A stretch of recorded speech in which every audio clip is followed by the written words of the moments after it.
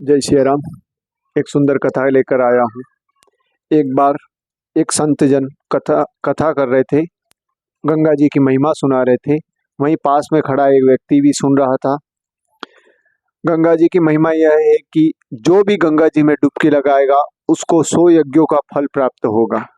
व्यक्ति ने सोचा, मुझे भी 100 यज्ञों का फल प्राप्त होगा, ऐसा करूं मैं।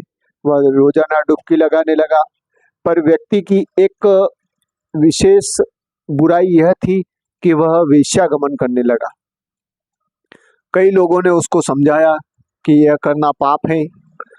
वह कहने लगा, अरे भाई, मैं गंगा जी में डुबकी लगाता हूँ और साधु संत ने कहा है कि जो भी गंगा जी में डुबकी लगाएगा वह 100 यज्ञों का बराबर होगा।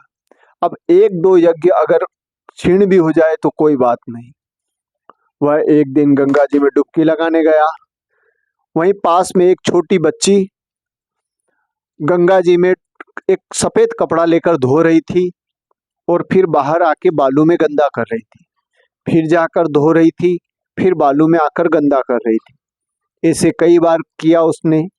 यह देखकर उस व्यक्ति ने जोर से कहा, ए बच्ची, अगर तुझे धोना ही है तो गंदा मत कर, और गंदा ही करना है तो धो मत। यह बात सुनकर बच्ची बोली, यही मैं तुमको सिखाना चाहती हूँ। वह अपने रूप में प्रकट हुई। वह साक्षात गंगा जी थी। उसने कहा, अगर तुम्हें अमृत ही पाना है मोक्ष के लिए तो तुम गंगा जी में अपने पुण्य प्राप्त करो, ना कि वेश्यागमन करो। अब तुम वेश्या भी गमन कर रहे हो और गंगा जी में नहा रहे हो तो तुम्हें कोई भी विशेषता प्राप्त नहीं होगी धर्म का। अब तुम्हारी दुर्गति निश्चित ही है। जय श्री राम।